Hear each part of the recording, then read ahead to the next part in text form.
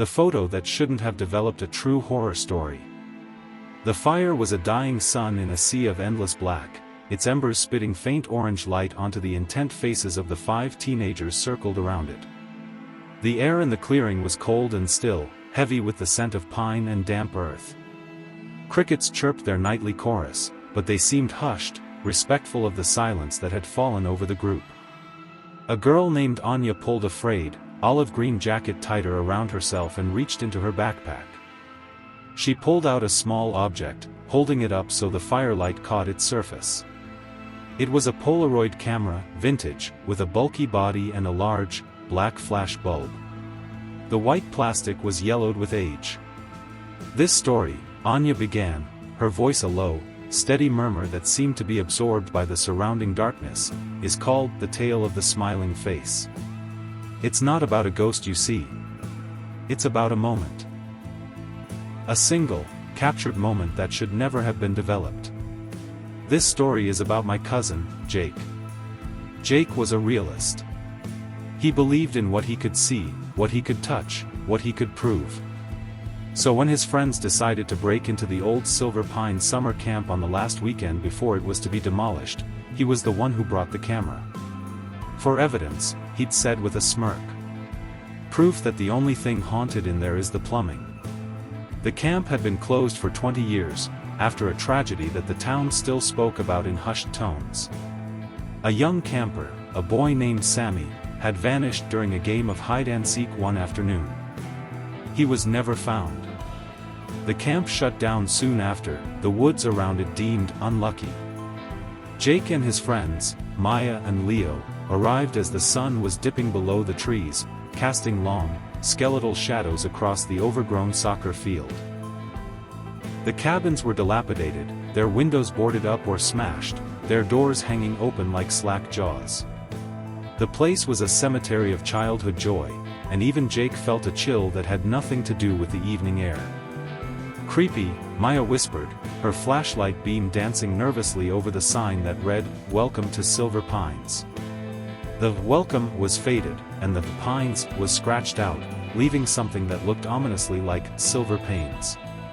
"It's just wood and nails," Jake said, though his voice lacked its usual conviction.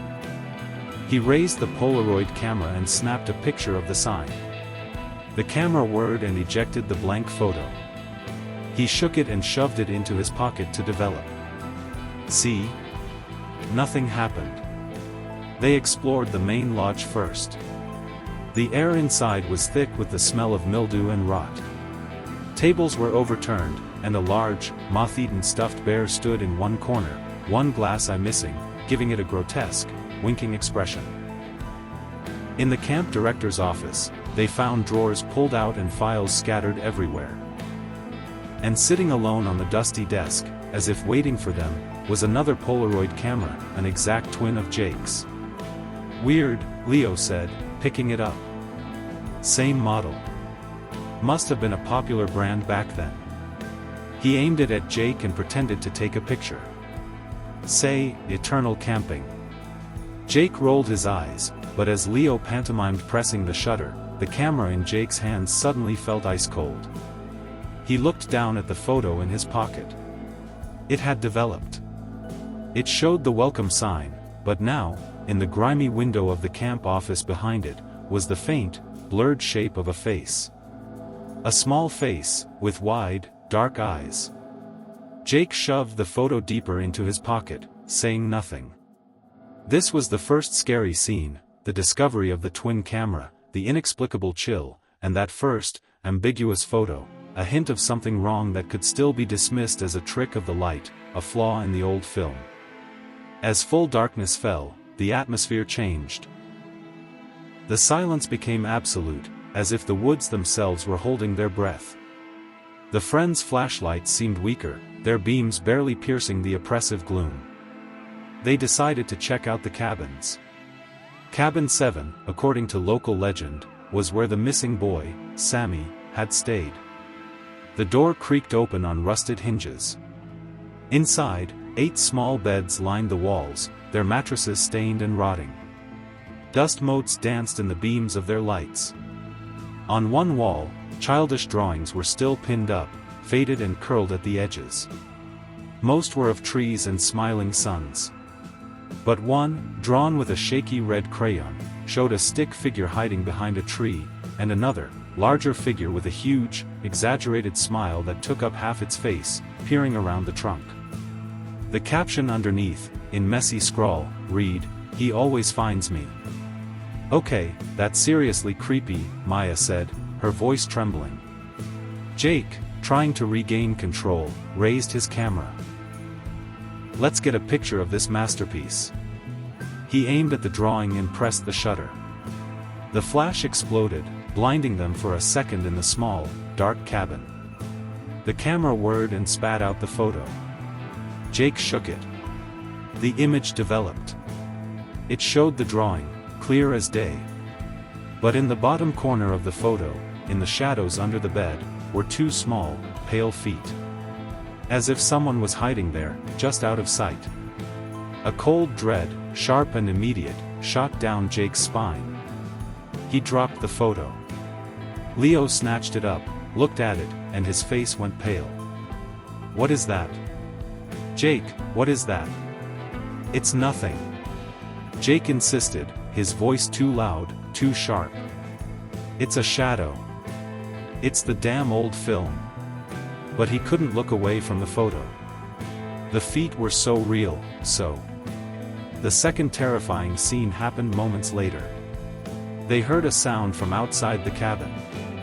A soft, rhythmic rustling. Swish swish.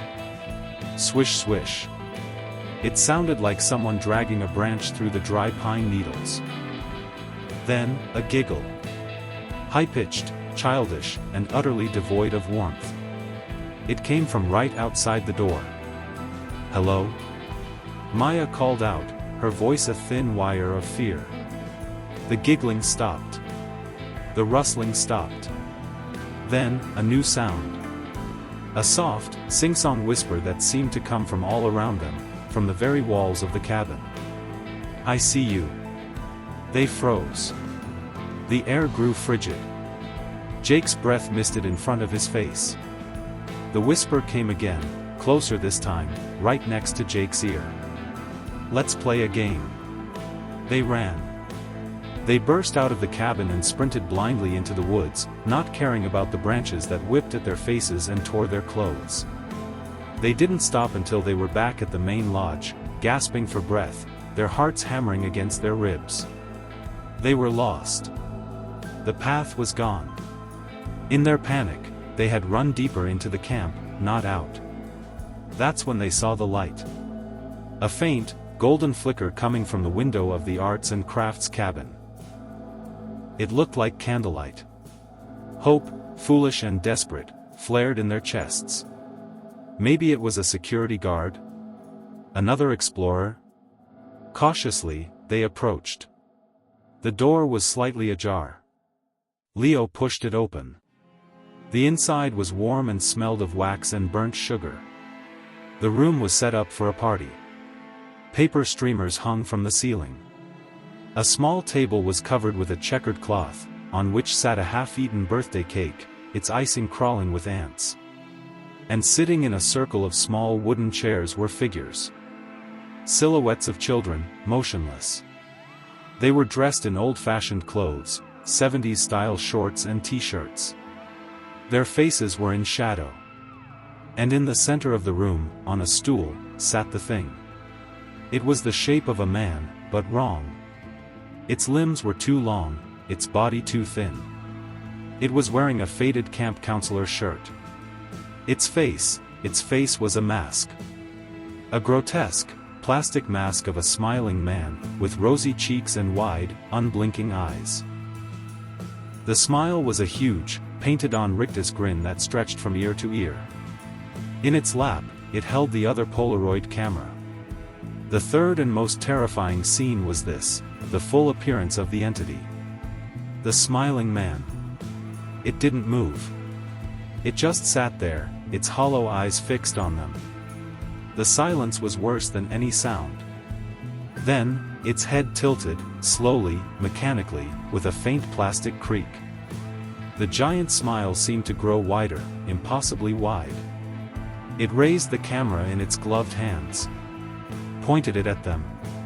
The flash exploded. The world went white.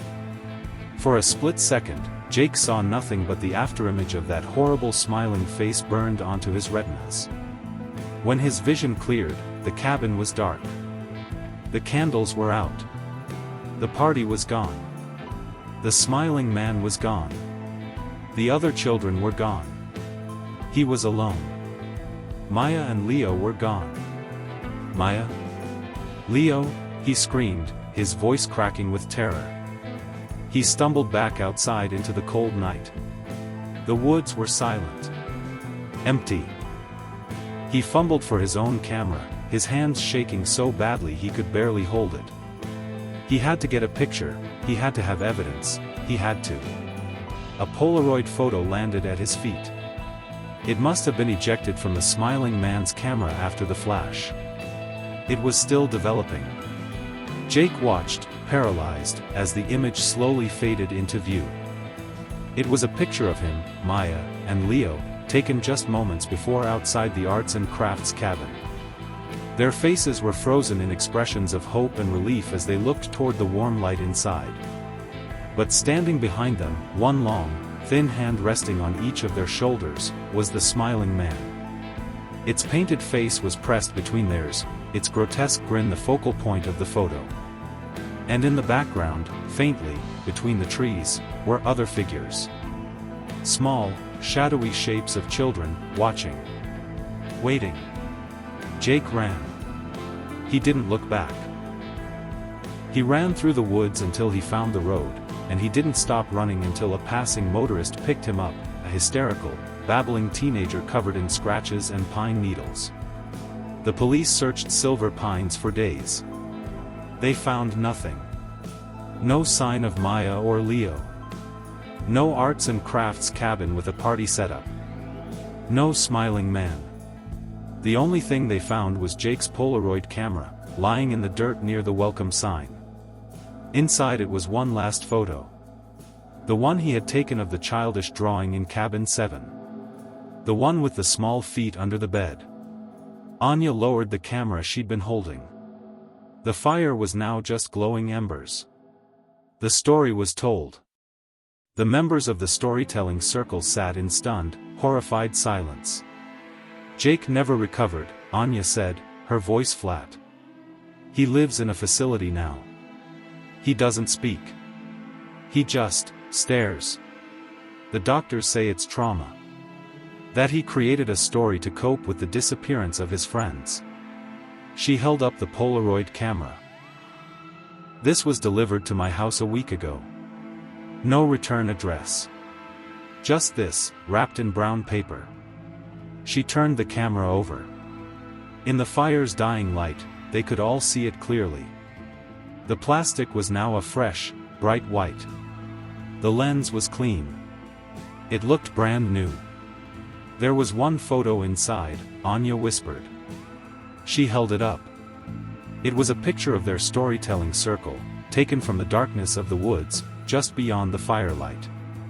They were all looking at Anya, listening intently. And standing just behind the tree line, almost completely hidden in shadow, was a tall, thin figure. And on its face, visible only as a faint, pale sliver, was the edge of a wide, plastic smile. Anya looked up from the photo, her eyes meeting each of theirs in turn. Her expression was unreadable. "The film's still good," she said, her voice barely a breath. "He must have reloaded it. If you made it to the end of the tale, then you've already seen the flash. You've already heard the whisper in the woods. Subscribe to this channel so you never miss the next tale told by the firelight."